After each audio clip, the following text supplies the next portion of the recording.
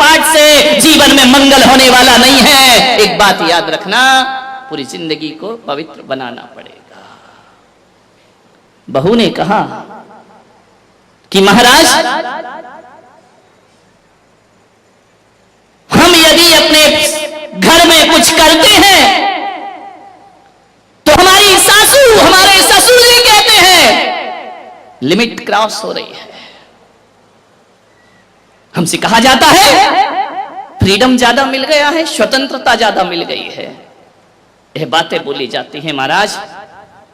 और जब यही बातें हमारी ननन जब ससुराल से पीहर आती है ना, तो यही माँ उसे समझाती है कि बेटा ससुराल में कैसे रहना, ससुराल की हुकूमत कैसे करना, ज्यादा सास से दबना नहीं, झुकना नहीं। जिस बातों का विरोध करती है मेरी, वही बातें वो मेरी ननंद को सिखाती है। बहुत पीड़ा होती है महाराज, बहुत दर्द होता है महाराज। ये दोहरे मापदंड क्यों है हमारी माताओं के बीच में? मैं जानता हूं एक ऐसी सास को, वो मेरे दर्शन करने को आई। मैंने कहा अम्मा जी सुखी हो? अरे बोले सुखी तो हूं महाराज, बस एक दुख है। मैंने कहा क्या दुख है? बोले जो बहू आई है ना। तो मैंने कहा क्या हो गया उसको? अरे बोले कोई तमीज नहीं, माँ बाप ने कुछ नहीं सिखाया उसको। तो मैंने कहा तू सिखा दे। अरे बोले महाराज देखने गए थे, शादी की थी जब तो बड़ी सुशील लग रही थी, 8 बजे तक सो के नहीं उठती है, पूरा घर उठ जाता है, वो सोती रहती है, बड़ों को बड़ा नहीं समझती, छोटों को छोटा नहीं समझती, बड़ी बेरुखी से बात किया करती है। बहुत दुखी हूं महाराज, जब से ये बहू आई है मेरे जीवन में नरक हो गया। मैंने कहा और मामा जी बेटियां कैसी हैं? अरे बेटियां, अरे क्या बताऊं महाराज, क्या किस्मत लेकर आई हूं मैं, क्या पुण्य कमाए थे किस जन्म में। मैंने कहा क्यों क्या हुआ? बोले ऐसे कंवर साहब मिले हैं, ऐसे कंवर साहब मिले हैं। मैंने कहा कैसे मिले हैं? अरे हीरा है हीरा। मैंने कहा कैसा हीरा? बोले बेटी को उठने तक नहीं देता, चाय बना के दे देता है, और जो बेटी कहती है वही करता है। कौन से जन्म में मैंने ऐसे पुण्य कि ये दोहरे मापदंड। बहू को कहती है किस्सों के समय पे नहीं उठती, और दमाद से कहती दमाद हीरा है। बेटी की जुबान पे बात नहीं आती और कंवर साहब पूरा कर दिया करते। पिक्चर दिखाने ले जाते हैं, घुमाने ले जाते हैं, बाहर खिलाने ले जाते हैं। तर गई महाराज बेटियों की तरफ से। तो मैं ध्यान रखना, तू तर नहीं गई, तू मर गई, ध्यान रखना। विचार ये स्थिति हमारे घरों की। बहू के लिए उसी चीज पर पाबंदी और बेटी के लिए उसी चीज की शिक्षा। ये दोहरे मापदंड नहीं चलेंगे, ध्यान रखिए। निवेदन है मेरा, मैं ससुर से और सासुओं से निवेदन कर रहा हूं, दोहरे मापदंड मत रखिए। एक जानते हो, एक महिला मंदिर आई, अम्मा जी रास्ते में मिली, नमोस्तु महाराज, प्रणाम प्रणाम। उनका अम्मा जी बड़ी खुश दिख रही है। बोले बहुत खुश हूं महाराज। मैंने कहा क्यों? मैंने कहा कितने बच्चे हैं तुम्हारे? बोले 4 बेटियां हैं। 4 बेटियां सुखी हैं? सुखी तो क्यों नहीं रहेंगी? जब मैंने उनकी शादी की थी ना, तो महाराज क्या बताऊं तुम्हें, मेरा भी दिमाग ऐसा चला। मैंने कहा अपनी लड़कियों की शादी वहां करूंगी जिस घर में सास नहीं हो, और सास नहीं है तो हुकूमत अपने हाथ में। इतनी मैंने कहा 4 मिल गए, ऐसे हमारे 4 मिल गए, राम लक्ष्मण भरत शत्रुघ्न से। सास नहीं है उस घर में। इतना राज करती हैं हमारी बेटियां, जो कहो वो होता है। तो मैंने कहा अम्मा जी और कोई कमी जिंदगी में? बोले एक कमी है। मैंने कहा क्या? बोले जो हमारा लड़का है ना। मैंने कहा हाँ। बोले 35 साल का हो गया। समझ गए क्या? ऐसी बातें आपको डायरेक्ट समझ में आती है। बोले 35 साल का हो गया महाराज। तो मैंने कहा हो गई नहीं। अरे बोले ऐसा नहीं, अभी तक कुंवारा बैठा है, शादी नहीं हो रही उसकी, बस एक तकलीफ है। मैंने कहा अम्मा जी लड़की देखने वाले नहीं आते क्या? बोले बहुत आते हैं, रिश्ते तो इतने आ रहे, लाइन लगी है। जो आता है लड़के को देखता है, घर जाता है, कहता जवाब देंगे, आज तक जवाब ही लौट के नहीं आता है। हम इंतजार ही करते, कुंडली भी मिल जाती है, लेकिन शादी नहीं हो रही है। मैंने कहा अम्मा जी नहीं होगी। बोले क्यों, कोई शनि की दशा लगी है क्या? मैंने कहा दशा नहीं लगी, दशा बैठी है। बोले मतलब क्या है?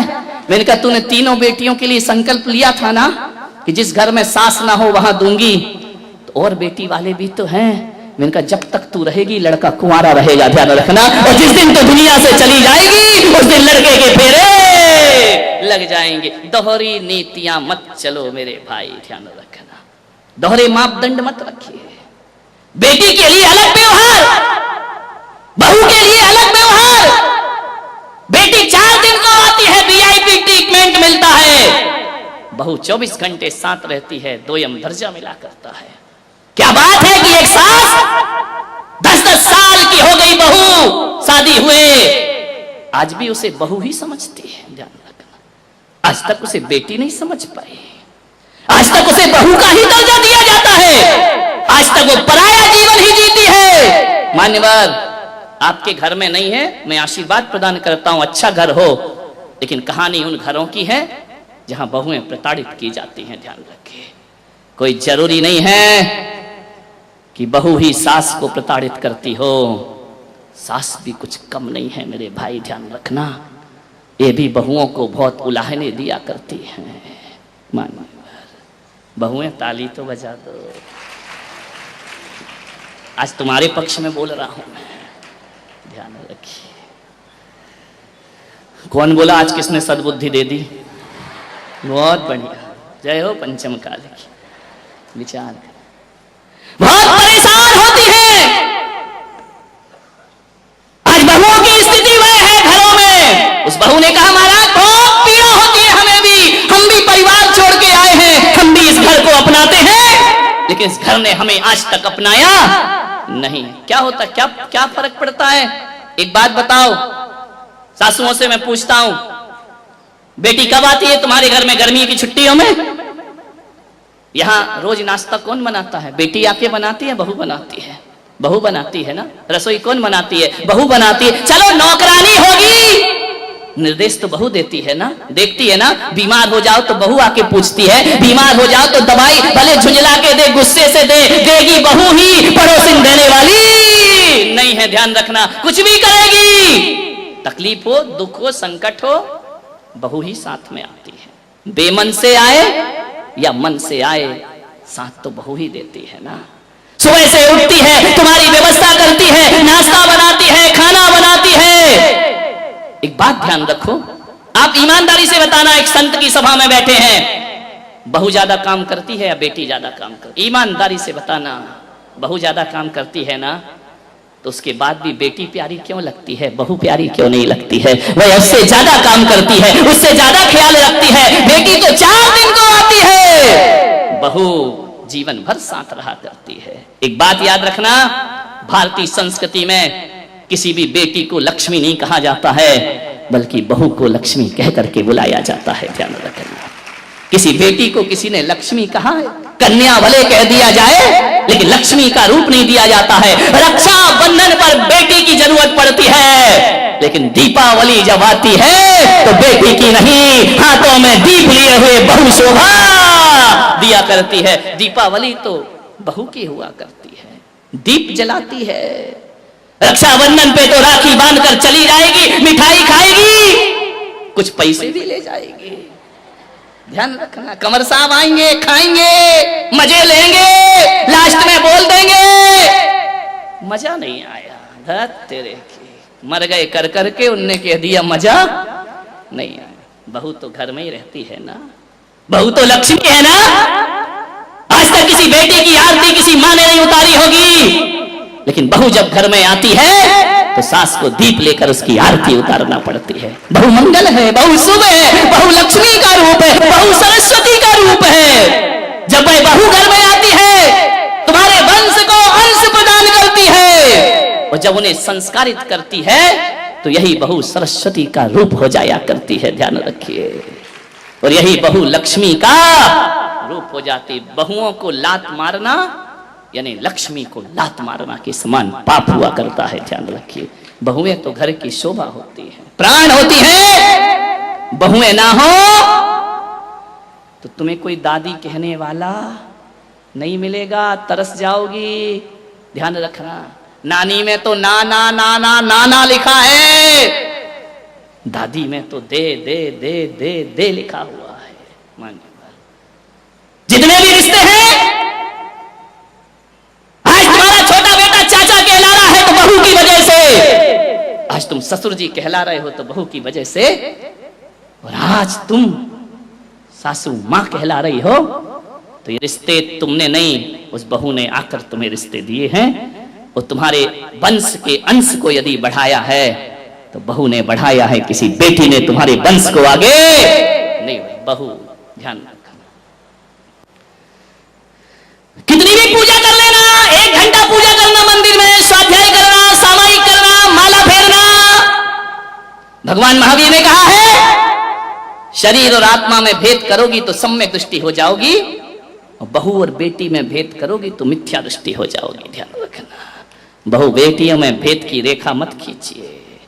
कितना भी प्रवचन सुन लो, कितनी भी समाज सेवा कर लो, कितना भी धर्म कर लो, यदि बहू से नफरत करती हो तो आपकी पूजा पाठ सब एक पाखंड है, एक ढोंग है, कुछ नहीं होने वाला, इससे कोई कायाकल्प होने वाला नहीं है। ये पूजाएं तुम्हें स्वर्ग नहीं भेज सकती हैं, ये पूजाएं तुम्हें मोक्ष नहीं ले जा सकती हैं। कितना भी कर लेना, समाज में बड़ी बड़ी माला पहनने से कोई महान नहीं हुआ करता है। हर एक बात याद रखना, ये समाज की मालाएं कोई हकीकत की नहीं हुआ करती हैं, 80% तो धोखेबाजी हुआ करती है। आपसे मैं निवेदन करना चाहता हूं, समाज के सम्मान में कोई व्यक्ति महान नहीं होता है, अपने घर में जो सम्मान पाता है वो दुनिया में महान हुआ करता है। अपनी बहू की नजरों में उठी हो क्या? अपने परिवार की नजरों में अच्छे बने हैं क्या? नहीं बनते हैं। दुनिया की नजरों में महान बन जाओ, कोई कीमत नहीं हुआ करती है।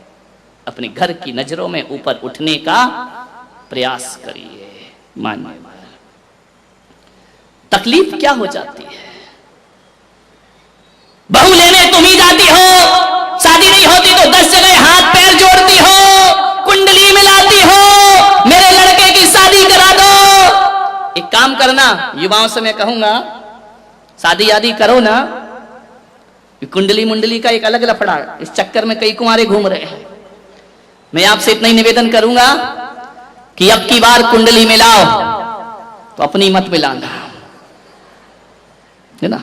किसी भी पंडित को दिखाना तो कहना जो लड़की मेरे घर आ रही, देख उससे मेरी माँ की कुंडली मिल रही है या नहीं मिल रही है, मेरे पास उसे कितना रहना है, सबसे ज्यादा तो सासू के साथ गड़बड़ घर वहीं से होता है। क्योंकि जो बहू आएगी अधिक से अधिक समय भाई परिवार में गुजारती, तुम्हारे साथ कितना गुजारेगी? सुबह जाओगे थके हारे दुकान जाओगे, शाम को लौटोगे दुकान से, रात को घंटे 2 घंटे बात करोगे, फिर नींद लग जाएगी, फिर चले जाओगे। गड़बड़ तो महाभारत कहां से शुरू होती है? बहुओं से और सासुओं से। मान क्या तकलीफ हो जाती है बहू के आने पर? एक बात बताओ, तकलीफ केवल इतनी है कि एक मां अपने बच्चे को, अपने बेटे को अपने अनुसार पालती है, अपने अनुभव से पालती है, अपने जीवन की दिशा से, दृष्टिकोण से पाल के बड़ा करती है। बच्चा मां के अनुसार पलता है। स्कूल से आता है, मम्मी मेरा बैग कहां है, मम्मी मेरे जूते कहां है, मम्मी मेरे कपड़े कहां है, मम्मी मेरा खाना कहां है, मम्मी को ढूंढता है बच्चा। जब तक शादी नहीं होती, ध्यान रखना, मम्मी को ही तो ढूंढता, मम्मी मम्मी हर चीज में मम्मी, बाजार चलना मम्मी, शॉपिंग करना मम्मी। ध्यान रखना, हर जगह मां के साथ घूमता है बच्चा। एक बात याद रखना, हर जगह वह मां को तलाशेगा, तकलीफ नहीं होती वहां। दुख है तो मां, सुख है तो मां, कहीं जाना है तो मां पापा, इसके अलावा कुछ नहीं होता है। लेकिन एक तकलीफ थोड़ी सी हो जाती है कि जब शादी होकर के वह आता है तो थोड़ा समय उसे पत्नी को भी देना पड़ता है। ध्यान रखिए। और जब ये समय हमारे समय में से कटने लगता है ना, तो मां को तकलीफ होने लगती है। ध्यान रखिए, ये नेचुरल बातें हैं, प्रैक्टिकली बातें हैं कि पहले आते साथ बेटा मां को ढूंढता था, अब बहुत से काम ऐसे हैं जो पत्नी के हवाले हो जाया करते हैं। और जब कोई काम, जब वह आवाज अपनी पत्नी को देता है और मां को नहीं देता, थोड़ी सी तकलीफ हो जाती है भीतर। ध्यान रखना, शादी के बाद जितनी मुश्किल सासू को होती है ना, उससे ज्यादा मुश्किल लड़के को भी हुआ करती है। ये मत सोचो कि केवल बहू को एडजस्ट करने में वक्त लगता है, परेशान होती है, ये लड़कों को भी बहुत दिक्कत, जब तक शादीशुदा लड़कों से पूछो हमेशा कहते इससे तो, हाँ ये तुम क्यों बोल रही, उनको बोलने दो, ध्यान रखिए। लड़की का रिजल्ट आया, 12th में पढ़ रही थी, 97% उसके स्कूल में आए, बड़ी शुभकामनाएं मिली। मार्कशीट लेकर के घर आई, पापा पापा, पूरे घर में आवाज लगाई, शोर मचाई। पापा नहीं थे उस दिन, ऑफिस से लेट लौटे, कुछ नहीं किया उसने, सो गई बच्ची थी। मां को रिजल्ट नहीं बताया उसने, पापा का इंतजार कर रही थी, सो गई।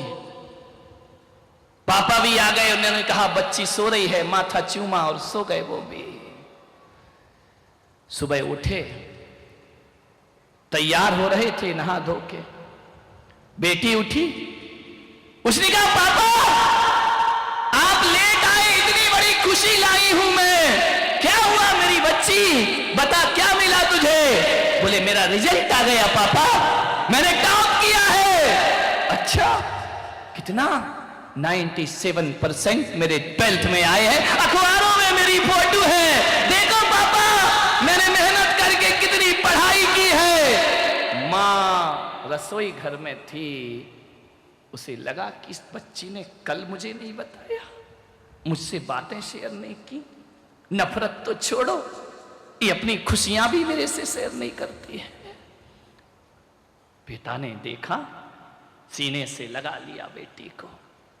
पिता ने आवाज दी पत्नी को, अरे भाग्यवान जल्दी आ, देख हमारी बेटी ने इतिहास रचा है, इतने अच्छे नंबर आए हैं। गुलाब जामुन बना रही थी मां, सब बातें सुन रही थी, दौड़ी दौड़ी आई, आकर के बोली मेरी बेटी इतने अच्छे नंबर, और सीने से लगाया उसे अपनी बेटी को, बाय बेटी तूने हमारा नाम रोशन कर दिया, इतने अच्छे अंक आए तेरे।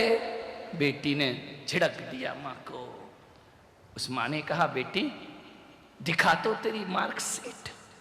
उसने कहा क्या मार्कशीट देखेगी तू तो पढ़ी लिखी नहीं है ना, अनपढ़ औरत, तू क्या मार्कशीट देखेगी। आंखें भर आई उस मां की, आंसू टपकाते टपकाते रसोई घर में पहुंच गई। पिता मार्कशीट लिए पीछे पीछे गए उसके, अरे तू जाने देना बच्ची है। उसने कहा कोई बात नहीं। बोली अपनी ही तो बच्ची है, मुझे मालूम है तेरा दिल दुखा होगा, उसने तुझे अनपढ़ कहा है, लेकिन क्या करेगी, छोड़ बच्ची समझ के माफ कर दे। मां ने कहा कोई बात नहीं, गुलाब जामुन बनाए, मेरे हाथ से तो खाएगी नहीं, आज वो पास हुई है, जाओ उसको एक गुलाब जामुन खिला दो। मां मां होती है। लड़की जल्दी से तैयार हुई, तैयार होकर के उसने गाड़ी उठाई, स्कूटी उठाई और बोली पापा मैं अपने फ्रेंड्स के पास जा रही हूं, आज हमारी पार्टी है, आज हमारा खाना वहां होगा। मां गुलाब जामुन का ट्रे लिए खड़ी है, मैं आज यहां नहीं खाऊंगी, मैं बाहर जाके भोजन करूंगी। पापा मुझे पैसे दे दो, मम्मी मुझे पैसे दे दो। पैसे के लिए मां थी, प्यार के लिए मां नहीं थी। मां ने पैसे निकाले, ले बेटा जाके जश्न मना, मेरी दुआएं तेरे साथ हैं। कहते हैं कि वह भागी, बड़ी खुशी में हड़बड़ाहट में जा रही थी, स्कूटी लेकर भाग रही है चौराहे से, और अचानक उसका एक्सीडेंट हो जाता है, लहूलुहान हो गई, सारी खुशियां खून में बदल गईं। एम्बुलेंस आई, अस्पताल ले गए। मां को बाप को पता चला कि बेटी का एक्सीडेंट हुआ, दौड़े दौड़े गए अस्पताल में। जैसे ही पहुंचे मां ने कहा मेरी बच्ची तुझे क्या हो गया। बच्ची तो बेहोश पड़ी थी, होश नहीं था उसे। डॉक्टर ने कहा तुरंत खून की जरूरत है, ब्लड दीजिए। पिता का ब्लड ग्रुप नहीं मिला, मां का मिल गया। मां ने कहा मेरा खून निकालो। एक बोतल खून निकाला, जबकि मां को खून की कमी थी। लेकिन उसने कहा नहीं, मेरी बच्ची का जीवन मुझसे ज्यादा महत्वपूर्ण है। डॉक्टर मेरा खून निकालो, मेरी बच्ची को जीवन दो। ब्लड निकाला उस मां का। बदकिस्मती को देखो, मां के शरीर में खुद खून की कमी है। एक बॉटल खून निकाला, लेकर के डॉक्टर गया उसे ऑपरेशन थिएटर में। अचानक डॉक्टर एक स्टूल से टकराया, बोतल फूट गई, खून बिखर गया पूरी जमीन पर। डॉक्टर ने कहा ये क्या हो गया? एक बोतल खून मिला, वो भी बिखर गया। यदि उसे अब खून न मिला तो बच्ची की जान खतरे में है। मां ने कहा कि डॉक्टर और निकालो मेरे शरीर से खून। डॉक्टर ने कहा अब नहीं निकाल सकते हैं, तुम्हारे शरीर में खुद खून की कमी है। उसने कहा छोड़ो, मेरे खून की चिंता मत करो, जितना भी एक एक बूंद खून भी खींच सको मेरे शरीर से खींचो और मेरी बच्ची को जीवन दान दे दो। कैसे भी हो डॉक्टर को उसने मजबूर किया। एक बोतल और खून निकाला। मां की पल्स डाउन होने लगी, बीपी चले जाने लगा, घबराहट हो गई। पसीने पसीने मां ले जा करके बच्ची को खून चढ़ाया। खून चढ़ाने के बाद बच्ची जब ऑपरेशन सफल हो गया, होश में आई। क्या देखती है, मैं अस्पताल में हूं, पिता वहीं खड़े थे। पिता ने कहा बेटा आज तू जिंदा बच गई, ये मेरी किस्मत है। तुझे खून की जरूरत थी, खून नहीं मिल रहा था बाजार में। किसने दिया पापा? वो तेरी अनपढ़ गंवार मां ने तुझे खून दिया। लेकिन मेरी बेटी, तू जानती है तेरी मां को खून की कमी थी, उसने अपने शरीर की आखिरी बूंद तक तुझे दे दी। और जैसे ही तुझे दी ना, तेरी मां अब इस दुनिया में नहीं है। उसने हमेशा को आंखें मूंद ली हैं, वो संसार से चली गई है। मेरी मां, देख बेटी, वो अनपढ़ थी, तू पढ़ी लिखी है। एक बात याद रख मेरी बच्ची, वो अनपढ़ थी ना, इसीलिए तुझे पढ़ा रही थी, लेकिन तूने उस अनपढ़ की कोई कद्र ना की जीवन में। हाँ, तेरी मां अनपढ़ थी। जब तू रात रात पढ़ाई करती थी ना, तो तेरे साथ साथ वो भी जागती थी, क्योंकि वो अनपढ़ थी। वो तुझे काजू देती थी, किशमिश देती थी, रात को चाय बना के देती थी कि मेरी बेटी पढ़ जाए। बेटी वो अनपढ़ थी, इसलिए तो बड़ी बिंदी लगा के घूमा करती थी। पढ़ी लिखी होती ना तो वो भी मॉडर्न बन करके घूमती, वो भी ब्यूटी पार्लर जाती, वो भी अच्छे अच्छे कपड़े पहनती, लेकिन वो अनपढ़ थी। तेरी नजरों में उसकी कोई कीमत नहीं थी ना। बेटी वो अनपढ़ थी, अनपढ़ थी तेरी मां। यदि वो अनपढ़ नहीं होती ना तो किसी और का बच्चा गोद में नहीं लेती। तुझे गोद लिया था उसने, उसकी कोई औलाद नहीं थी, वो ऐसी अनपढ़ मां थी। और पढ़ी लिखी होती ना तो अपने शरीर और जिस्म को सजाने के लिए बिना औलाद की जिंदगी गुजार देती, मॉडर्न बन करके रहती। वो अनपढ़ थी, उसने दूसरे की बेटी पाली है, बड़ी की है। वो अनपढ़ थी, इसलिए तेरा अपमान सहन करती थी। वो अनपढ़ थी, इसलिए तेरा प्यार नहीं मिला, फिर भी तुझे प्यार करती थी। वो इतनी अनपढ़ थी कि वो ये नहीं जानती थी कि ये दूसरे का बच्चा है। उसे ज्ञान नहीं था, तुझे छाती से लगाकर उसने पाला था। वो एक अनपढ़ औरत थी दुनिया में, ध्यान रखना। पढ़ी लिखी होती तो अपने खून की आखिरी बूंद तुझे नहीं देती। वो अनपढ़ थी, जिसने अपने प्राण निछावर करके तेरे प्राणों की रक्षा की थी। बेटी ने सुना, पैरों तले जमीन खिसक गई। वो गई मां की मृतदेह के पास, पैर भारी हो रहे हैं, आंख भर रही है, भगवान से कहती है कि भगवान एक बार मेरी मां को वापस लौटा दे।